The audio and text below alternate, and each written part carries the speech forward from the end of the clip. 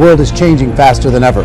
What used to take decades is now taking years or even months. We've seen our friends get laid off, we've been laid off, we've had our pay cut. People are overworked and underpaid. They seem to have less time and less freedom. They live under constant pressure. This is going to be forced. There's something wrong that on Monday morning, the heart attack rate increases by 35%. Technology is accelerating, job security is declining. It just doesn't seem like the old models of making a living are as reliable as they used to be.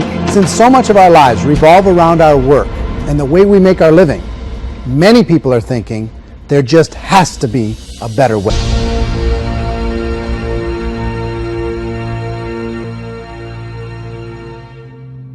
It's the search for answers that has brought us here together today.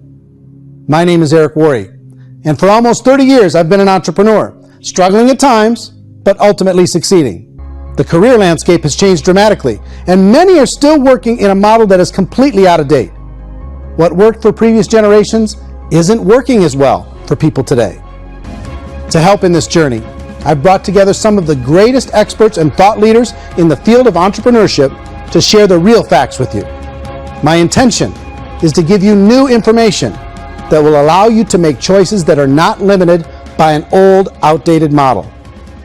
Let's start by understanding what's going on in our working world today. On a global basis, everything is being turned upside down because of the rapidly advancing technologies.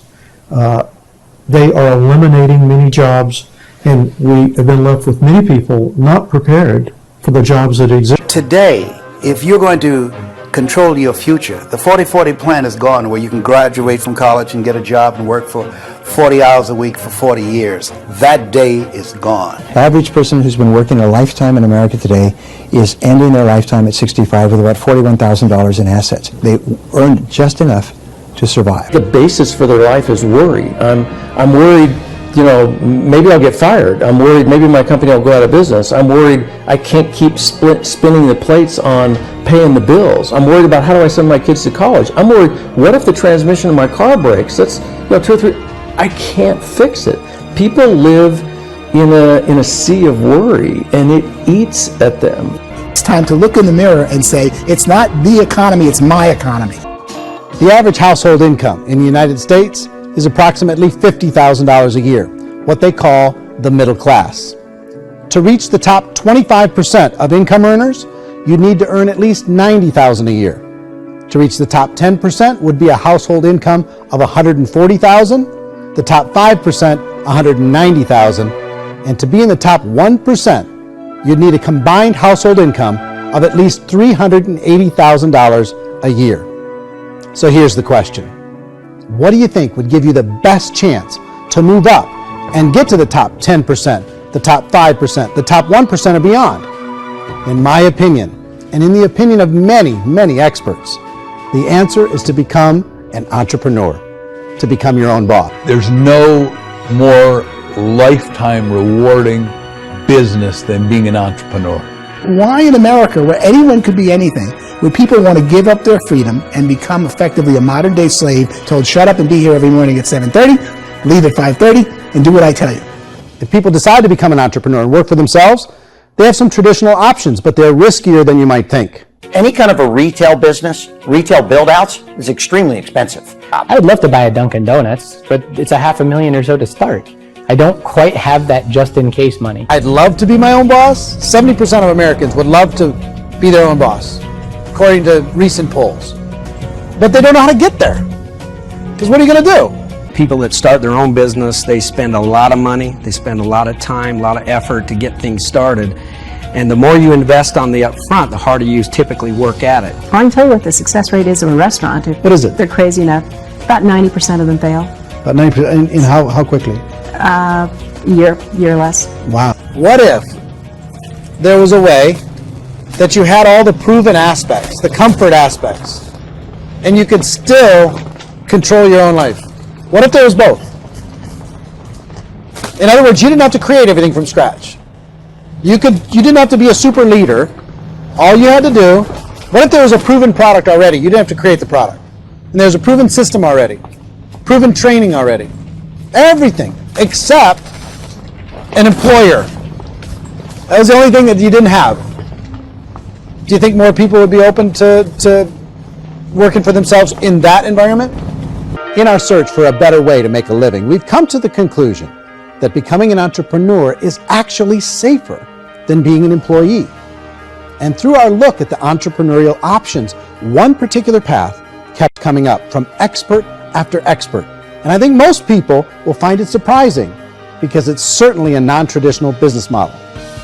That model is for people to start their own business and become an entrepreneur through the creation of a network marketing business.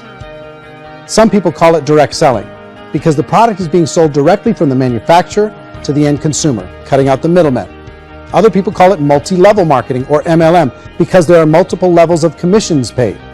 The most common term today is network marketing, because network marketing best describes using a large group of independent distributors, independent entrepreneurs, to move a product or service more efficiently. I would go into network marketing like that. I think if it didn't exist, we should invent it. It is that good. When we see multi-billionaires adding network marketing companies to their portfolio of companies, that would be a clue. When we see people who are very famous authors and very famous business people endorsing the industry, that would be a clue. These network marketing companies aren't $50 million companies, they're billions and billions of dollars. They lead the stock market, they're major companies. A traditional company will spend up to 50% of their total revenue on marketing. Network marketing companies use a different approach. Instead of having all that extensive marketing expense, they utilize a network of independent distributors to do the marketing for them. Imagine if Amazon allowed you to become an independent distributor and paid out 40% of its revenue to that distributor group. All you had to do as a distributor was recommend a product, and if a person bought it on Amazon, Amazon would take care of all the logistics and you'd get paid for bringing the customer. Now imagine you got paid for every purchase that customer made for the rest of their lives.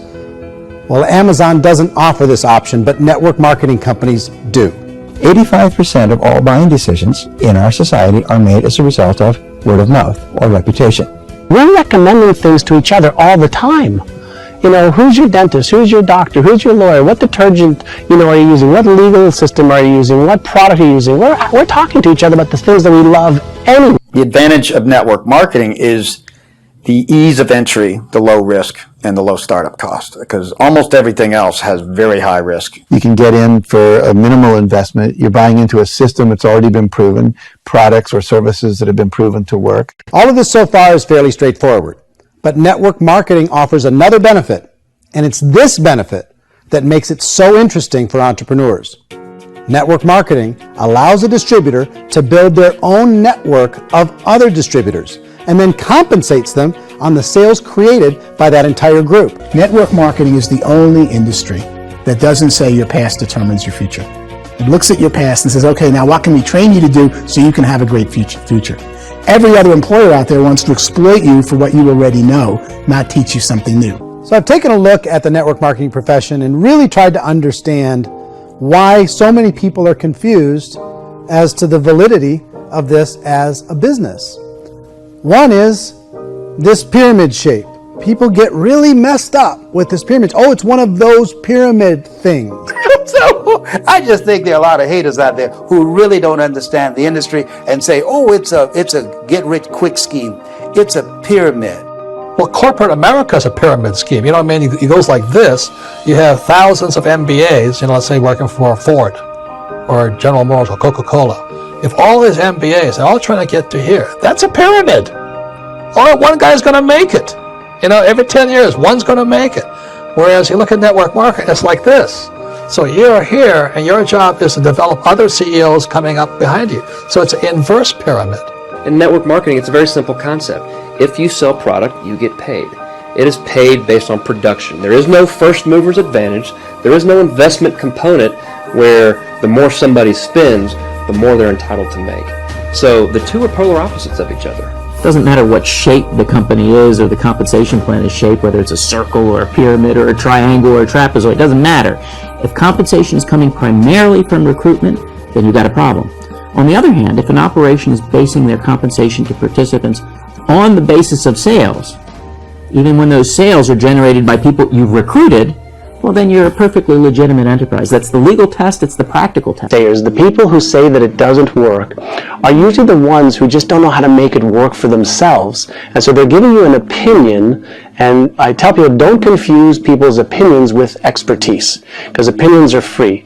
And don't confuse sincerity with the truth, because people can be sincerely wrong. Network marketing, there's a lot of hard work involved. There's a lot of effort. You're going to have to develop yourself. It's a business like anything else.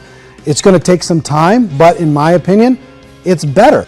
Like anything worthwhile, it's going to take some time.